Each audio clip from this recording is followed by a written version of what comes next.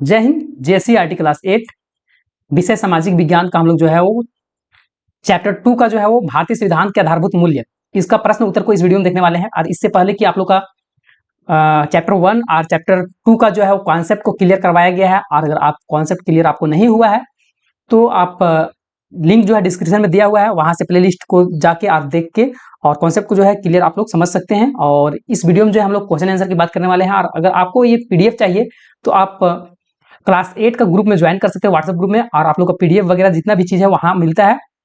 और अपने दोस्तों की भी जोड़िए और सभी दोस्तों के साथ शेयर भी वीडियो को कर दीजिए, क्योंकि हर एक चैप्टर का जो है और हर एक सब्जेक्ट का इसी तरह से आप लोग को जो है वो क्वेश्चन आंसर टाइप करके आप लोग के लिए लाया जाएगा, जो कि आप लोग के लिए बहुत ज़्यादा हेल्पफुल रहेगा।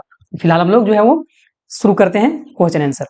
तो चैप्टर का नाम है भारतीय संविधान के आधारभूत मूल्य सामाजिक विज्ञान, और इसमें क्वेश्चन आंसर हम लोग जो है बुक का है उसको देखने वाले हैं। तो रिक्त स्थानों की पूर्ति कीजिए। सबसे पहले है खाली जगह है को भारत एक संपूर्ण राष्ट्र बना था। भारत जो था वो कब पूरा संपूर्ण राष्ट्र बना है? तो 26 जनवरी 1950 को जो है भारत एक संपूर्ण राष्ट्र के रूप में जो है वो बना हुआ है। दूसरा जो है वो भारत का संविधान किसी धर्म या पंथ को प्रोत्साहन खाली जगह नहीं है ना, तो नहीं देता है। ठीक है, भारत का संविधान जो है किसी भी धर्म या पंथ को जो है वो प्रोत्साहन नहीं देता है, चाहे कोई भी है ना, कोई भी धर्म है या फिर तो कोई भी पंथ है। और उसके बाद जो है भारत एक खाली जगह देश है। तो किस तरह का देश है? तो लोकतांत्रिक देश है। नेक्स्ट जो है वो खाली जगह भी लोकसभा गठित करने के लिए 2014 में चुनाव हुए थे। तो 16वीं लोकसभा गठित करने के लिए जो है 2014 में चुनाव हुआ था। फिर से जो है वो यहाँ शायद टाइपिंग में कुछ मिस्टेक है ना, 4 2 बार है। अनुच्छेद है ना, अनुच्छेद जो है वो खाली जगह में भाषण तथा अभिव्यक्ति की स्वतंत्रता है। तो 19वीं है ना, अनुच्छेद 19 में जो है वो भाषण और अभिव्यक्ति के बारे में, स्वतंत्रता के बारे में जो है वो डिस्कशन किया गया है। नेक्स्ट है समानता के सिद्धांत के आधार पर खाली जगह को दंडनीय अपराध किया गया है। तो छुआछूत यहाँ पर आ जाएगा। ठीक है, छुआछूत को जो है वो समानता के सिद्धांत के आधार पर छुआछूत को दंडनीय अपराध घोषित किया गया है। नेक्स्ट जो है वो अनुच्छेद खाली जगह के अंतर्गत सभी नागरिक को यह कर्तव्य है कि भारत की संप्रभुता, एकता व अखंडता की रक्षा करे, है ना। तो ये जो है किसमें? तो 51 का क, अनुच्छेद 51 का क के अंतर्गत जो है सभी नागरिक को यह कर्तव्य है कि भारत की संप्रभुता एवं एकता व अखंडता को क्या करे? रक्षा करे। ठीक है, अब नेक्स्ट हम लोग जो है वो क्वेश्चन नंबर 2 में देखेंगे। और 2 का पहला, पंथ निरपेक्ष से आप क्या समझते हैं, है ना, या फिर तो पंथ निरपेक्ष से क्या तात्पर्य है, ये प्रश्न पूछा हुआ है। तो पंथ निरपेक्ष का मतलब होता है कि पंथ निरपेक्षता का अर्थ राज्य का किसी भी धर्म को न तो समर्थन देना और न ही विरोध करना। मतलब हम लोग का जो राज्य है या देश है, तो यहाँ किसी भी धर्म को जो है वो बढ़ावा नहीं देना है, या न तो किसी धर्म को जो है वो नीचा दिखाना है। इसका मतलब यह है कि राज्य के सभी धर्मों को समान रूप से सम्मान देना होगा और किसी भी धर्म को प्राथमिकता नहीं देना होगा। इसी को जो है वो पंथ निरपेक्ष बोला गया है। ठीक है, पंथ निरपेक्ष का मतलब भी यही है। ठीक है, और इसमें आगे है कि राज्य के नागरिक जो है, नागरिक को किसी भी धर्म को मानने या फिर तो आचरण करने या प्रचार करने की स्वतंत्रता है। मतलब राज्य के जो भी जनता लोग हैं वो किसी भी धर्म को जो है अपना सकते हैं, किसी भी धर्म को प्रचार कर सकते हैं, और किसी भी धर्म को मानने के कारण किसी को दंडनीय नहीं करेगा। अगर आपको कोई अलग धर्म मानना है, अगर मान के चलिए आप हिंदू धर्म का है, मुस्लिम मानना है, तो आप कोई भी दंड आपको नहीं लगेगा, मतलब किसी प्रकार का दंडनीय नहीं होगा। नेक्स्ट है कि भारत में लोकतंत्र है, कैसे समझाना है? तो भारत में लोकतंत्र है क्योंकि यहाँ जो है क्या है कि जनता अपने प्रतिनिधि को खुद चुनाव करती है। हाँ, जो भी सरकार होता है वो जनता के माध्यम से जो है वो चुनाव होता है, और संविधान के तहत सभी का समान अधिकार भी मिला होता है, और सरकार जनता के प्रति जो है वो जवाबदेह भी होती है। तो इसलिए भारत में जो है वो लोकतंत्र है।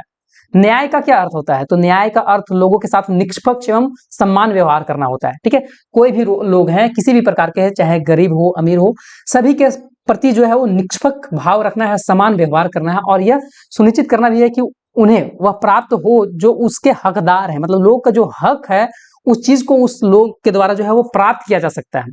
और यह एक ऐसी प्रणाली है जो कि सही और उचित परिणाम को सुनिश्चित करती है और लोगों को नुकसान होने से बचाती है। नेक्स्ट है कि व्यक्ति की गरिमा की रक्षा के लिए संविधान में क्या प्रावधान किया गया है? तो संविधान में व्यक्ति की गरिमा की रक्षा के लिए कई प्रावधान किया गया है। मूल्य रूप से अनुच्छेद 21 में जो है वो जीवन और व्यक्तिगत स्वतंत्रता का अधिकार प्रदान किया गया है। उसी प्रकार जो है जो व्यक्ति की गरिमा के संरक्षण के लिए महत्वपूर्ण आधार है। इसके अलावा अन्य भी प्रावधान किया गया है व्यक्ति की गरिमा की रक्षा करते हैं, जैसे कि समानता हो गया, समानता का अधिकार, शोषण के विरुद्ध अधिकार, धार्मिक स्वतंत्रता का अधिकार। मतलब कुछ मौलिक अधिकार दिया गया है जो कि टोटल 6 मौलिक अधिकार है। ठीक है, नेक्स्ट कि भारतीय संविधान में कौन से आधारभूत मूल्य निर्धारित किए गए हैं। तो भारतीय संविधान में कई आधारभूत मूल्य को निर्धारित किए गए हैं जो कि देश के शासन और समाज का नींव है। और इन मूल्यों में जो है वो प्रभुत्व, समाजवाद, धर्मनिरपेक्ष, लोकतंत्र, न्याय, स्वतंत्रता और समानता, बंधुता और राष्ट्र की एकता, अखंडता, ये सारा चीज जो है वो शामिल है। नेक्स्ट हम लोग क्वेश्चन नंबर 3 की ओर आगे बढ़ते हैं। चर्चा कीजिए, इसमें से है, आइए चर्चा करें वहां से।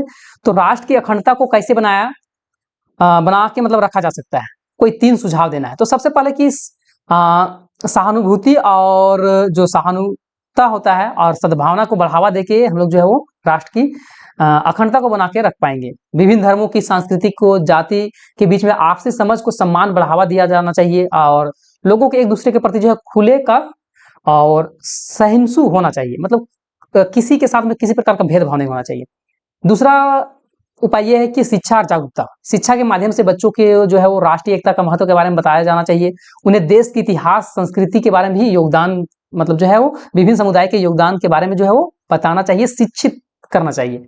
नेक्स्ट है सांस्कृतिक आदान प्रदान, जो भी रीति रिवाज है उसका जो है वो आदान प्रदान करके जो है विभिन्न राज्यों के समुदाय के बीच में जो है सांस्कृतिक जो रीति रिवाज है जो पहले से करते आ रहे हैं उसको आदान प्रदान करके जो है वो बढ़ावा दिया जा सकता है। और ये लोगों को एक दूसरे के परंपराओं का, जीवन शैली के बारे में जानने और समझने में भी मदद करता है। नेक्स्ट है कि प्रस्तावना, जो हम लोग बोलते हैं हम भारत के लोग भारत को, है ना, तो वाक्यांश से शुरू होती है यार, इस वाक्यांश का क्या तात्पर्य है, जैसे कि हम भारत के लोग बोलते हैं, ठीक है, तो इसका मतलब क्या होता है। तो संविधान में जो है, भारतीय संविधान के प्रस्तावना में शुरुआत में ही हम लोग बोलते हैं हम भारत के लोग। इसका मतलब यह है कि जितने भी है ना, संविधान की शक्ति का स्रोत भारत के लोग से ही है ना, मतलब भारत के जो लोग है, संविधान में जो इतना शक्ति है वो भारत के लोग से ही आया हुआ है, इसलिए जो है हम भारत के लोग बोला जाता है। नेक्स्ट है कि संविधान में भारत को एक पंथ निरपेक्ष गणराज्य घोषित किया गया है। इसके पीछे क्या कारण हो सकता है। तो भारत के संविधान में पंथ निरपेक्ष गणराज्य घोषित करने के पीछे मुख्य कारण यह है कि देश के विविधतापूर्ण धार्मिक जो है पृष्ठभूमि और लोकतांत्रिक मूल्य की रक्षा और सामाजिक न्याय को बढ़ावा देना है। और संविधान सभी धर्मों को सम्मान, मतलब बराबर सम्मान देता है और राज्य के जो है किसी भी धर्म को बढ़ावा देने या किसी भी धर्म का जो है आधार पर भेदभाव करने से रोकता है ना, इसलिए जो है वो पंथ निरपेक्ष भी और गणराज्य भी बोला गया है। नेक्स्ट लास्ट प्रश्न है कि भारत एक संपूर्ण राष्ट्र है ना, संप्रभु राष्ट्र है, भारत एक जो है वो संप्रभु राष्ट्र है, तो इसके बारे में बताना है। तो भारत एक संप्रभु राष्ट्र है जिसका अर्थ ये होता है कि उसे बिना किसी बाहरी हस्तक्षेप के, मतलब भारत को कोई भी बाहर के देश उस पर हस्तक्षेप नहीं कर सकता है, चाहे कोई भी देश है, या फिर तो आंतरिक एक तरह का जो है ना कि बाहर से तो कोई देश उसको हस्तक्षेप नहीं कर सकता है, साथ साथ में अंदर से भी जो है वो देश के अंदर से भी जो है किसी प्रकार के जो है ये शक्ति का जो है वो झुकना, मतलब झुका नहीं जाएगा, है ना। फिर से एक बार हम लोग देखते हैं कि भारत जो है एक संप्रभु राष्ट्र है, स्पष्ट कीजिए। तो भारत एक संप्रभु राष्ट्र है जिसका क्या अर्थ है कि बिना किसी बाहरी हस्तक्षेप के शासन, स्वयं शासन करने की अधिकार है भारत को। और भारत संप्रभु उसके संविधान से प्राप्त होती है जिसे 26 नवंबर 1949 को अपनाया गया था और 26 जनवरी 1950 को ये लागू किया गया था। तो इस प्रकार जो है पूरा क्वेश्चन आंसर कंप्लीट होता है इस चैप्टर का, और इसी प्रकार जो है आगे का भी चैप्टर का जो है क्वेश्चन आंसर करवाया जाएगा। चैनल के साथ में आप जुड़े रहिए और ग्रुप में भी जो है जुड़ जाइए और अपने सभी दोस्तों के साथ में एक बार वीडियो को जो है पूरा शेयर कर दीजिए, वीडियो को लाइक कर दीजिए। मिलेंगे हम लोग नेक्स्ट वीडियो में, तब तक के लिए फिर जय हिंद, जय भारत, जय झारखंड, जय झारखंड।